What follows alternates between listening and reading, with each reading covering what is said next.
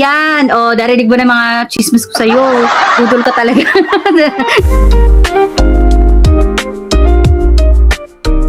Recently, actually late na nga tayo eh. Yung nasabi ko, panis na yung issue. Marami na. I have here questions prepared. I'm sure meron ka rin. Gusto mo ba ikaw muna mag-ask ng question? Kanina pa ako eh. Okay. Ayag naman ako. Ayag ba kayo, guys? Ayaw naman. May question dito.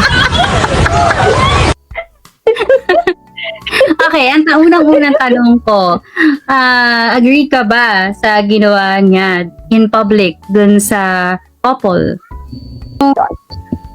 Yung pag-confront in public. Yung way ng pag-confront niya. Yung sumisigaw na siya, yung parang nag-attract na siya ng view ng mga tao sa paligid, ganun. Pabor ka ba? Okay lang sa'yo? My thought about it, there are always better ways to approach situations. I think that yung ginawa niya, I'm not gonna justify it, but I'm not gonna judge her either. Dapat kasi, two sides yung nakikita natin. Para bago tayo mag-judge.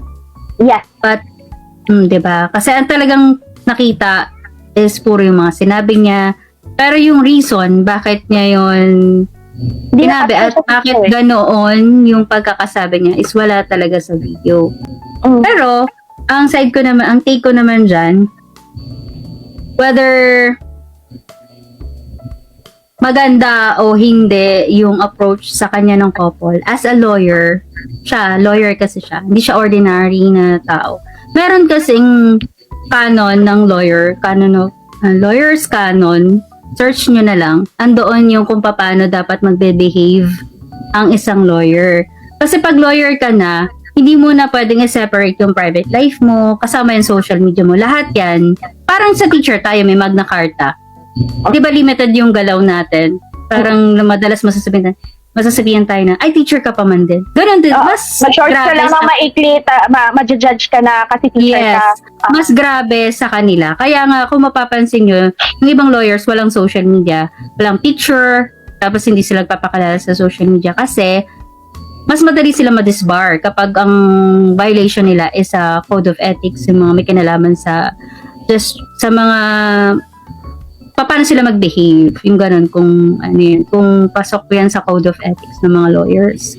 So, dahil lawyer nga siya, yun ang sagot ko, lawyer siya, so, kung hindi niya nagustuhan, mas madali naman siya makapag-file ng formal complaint to sa couple eh. Lawyer nga siya, di ba? So, hindi niya na kailangan na daanin sa ganun.